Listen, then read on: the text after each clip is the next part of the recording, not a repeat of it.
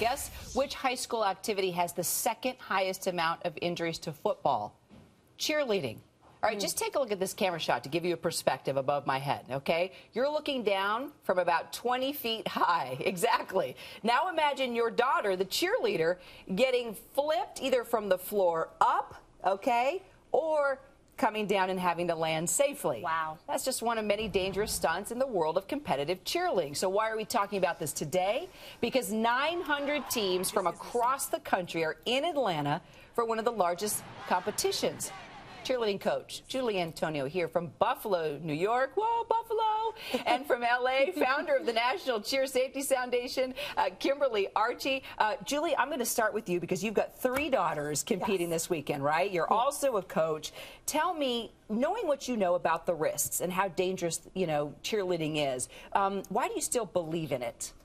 Myself, I was a cheerleader, and I believe with proper training and coaches having knowledge that the sport can be just as safe as any other thing you allow your child to do. But here's what's interesting, right? It's not technically a sport, so it doesn't have those guidelines and safety recommendations that have to be enforced.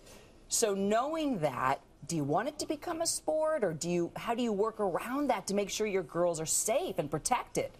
Well, being a gym owner in Buffalo, we're part of the USASF All-Star Federation. Okay. And what that is basically a governing body of all-star cheerleading. And what it does is implement rules, what level of skill they can perform. Oh, okay. Now, in order to be a USAS certified coach, there's tests that you have to pass. I see what you're saying. So you're taking knowledge. it upon yourself to learn certain training skills and coaching skills. So when you've got these gals under your wing, you've been trained differently. Yes. All right, so Kimberly, then let me ask you, because your daughter was actually injured in a cheerleading accident. What happened?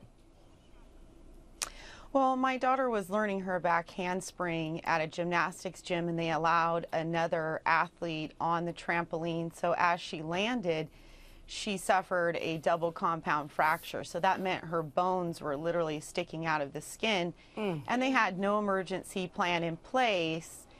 And if they had been using, the guidelines of USA Gymnastics, then an injury such as my daughter's would not have occurred. So then you're on a mission now. You started the National Cheer Safety Foundation. Tell me what you're trying to achieve, and tell me how you're trying to push for this to become a sport so there are some steadfast safety rules. Absolutely. The National Cheer Safety Foundation was founded by parents whose children had been injured in cheerleading, and we wanted to see the skill set be governed as a sport. What most people don't understand is that kids don't get injured cheerleading, they get injured doing acrobatics and tumbling, which has been governed by USA Gymnastics since the 1960s. And so as parents of injured athletes, we'd like to see the skill set governed by the proper governing body that's been appointed by the U.S. Olympic Committee. Julie, what do you think about that? This is the first time I'm hearing anything about USA Gymnastics getting involved in cheerleading. In the all-star industry, that is what USASF stands for, and it is the governing body, and it is the education of athletes as well as the coaches, which does help prevent injury. As a coach, we are trained to spot this. I would also look at the facility that my children were training in. Are they USASF certified? Being a gymnast when I was younger myself, and a mother, you know that 2 people are not supposed to be on a trampoline together at all to begin with. So had they been following the right basic procedure, that injury wouldn't occur. Now, do things happen? Yes, but things can happen while your kids are walking down their stairs at home as well. All right, you've heard from the moms. We're going to talk more right after the break, but we're also going to hear from the girls next.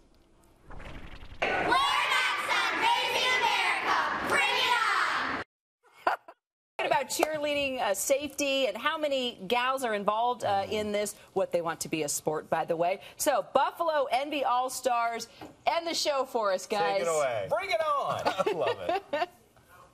Giving it done, and it's only year 5.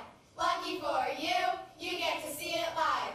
NB, Raising America. Woo! All right, well done. We'll see you back here tomorrow, everybody. Congratulations.